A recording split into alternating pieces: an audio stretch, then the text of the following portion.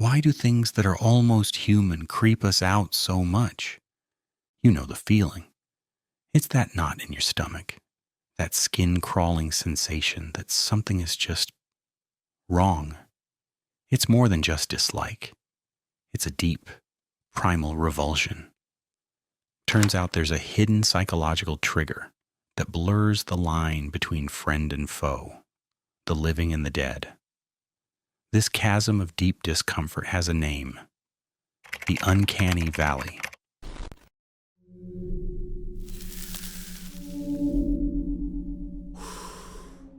The term Uncanny Valley was coined back in 1970 by a Japanese robotics professor, Masahiro Mori. He spotted a strange paradox. As robots looked more human, people liked them more. But only up to a point. Once a robot got too close to looking human, that positive feeling would suddenly crash into a deep valley of revulsion. If you want a perfect example of this, look no further than the 2004 movie The Polar Express. On paper, it was a technical masterpiece, but for millions of us, the characters just felt off. They had human shapes and movements, but their eyes were vacant, their skin was a little too smooth, and their smiles never quite reached their eyes. They looked like animated corpses, and audiences felt it. The movie swan dived right into the uncanny valley, and for many people, it was the first time they had a name for that specific brand of creepy. This isn't just about animation, it's the android with skin that looks real, but moves with a weird mechanical stiffness. It's the video game character whose mouth isn't quite in sync with their words. It's the doll whose glassy eyes seem to follow you around the room. We don't reject these things because they look fake. We reject them because they look almost real. And that almost is what matters. Our brains are experts at reading human faces. So when we see something that imitates a person but gets the tiny details wrong, our internal alarms just go haywire. It's a glitch in our perception that screams, warning, something isn't right here.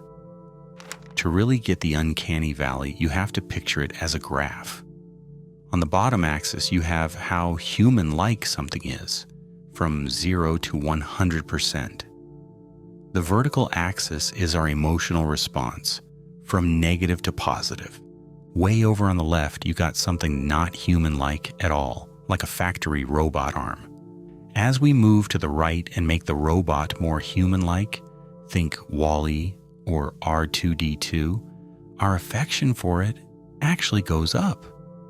Our good feelings keep climbing as things get more human-like, like with stylized cartoon characters or puppets. But then we hit that 90 or 95% human-like mark, and this is where the graph takes a terrifying nosedive. That sharp, sudden plunge is the uncanny valley. This is where you find prosthetic hands that look real until you touch them and feel how cold they are, or CGI characters with photorealistic skin but dead, unblinking eyes. Our emotional response plummets from affection into disgust and fear.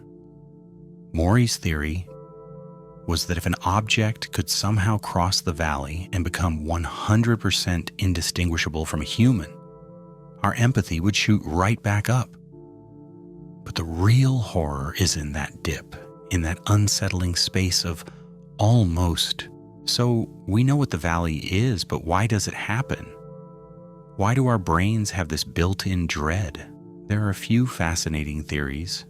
First is the pathogen avoidance theory.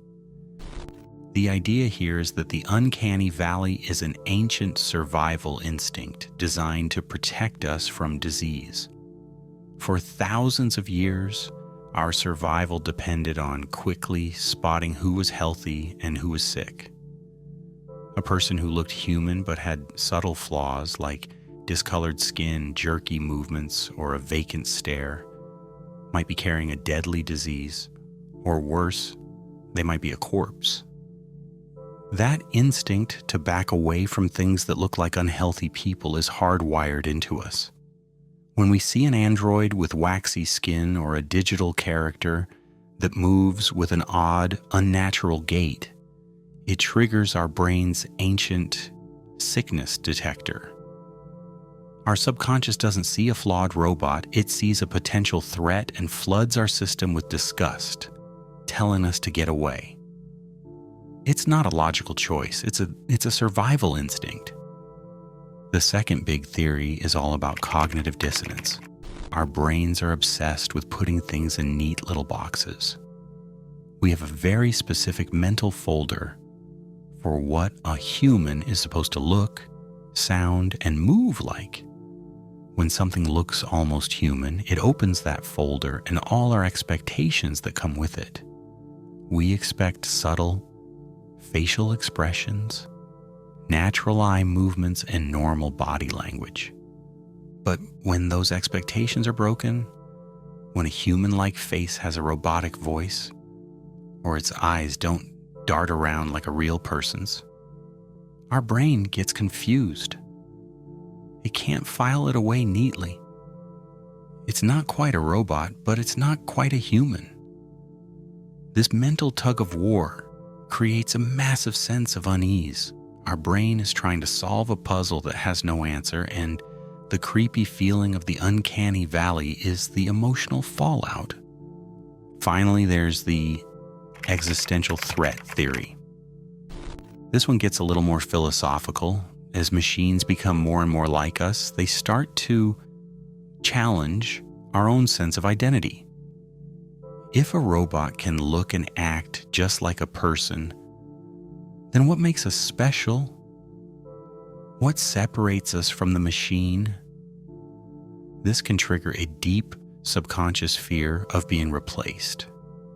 And beyond that, seeing a mechanical being that looks like us is a stark mirror.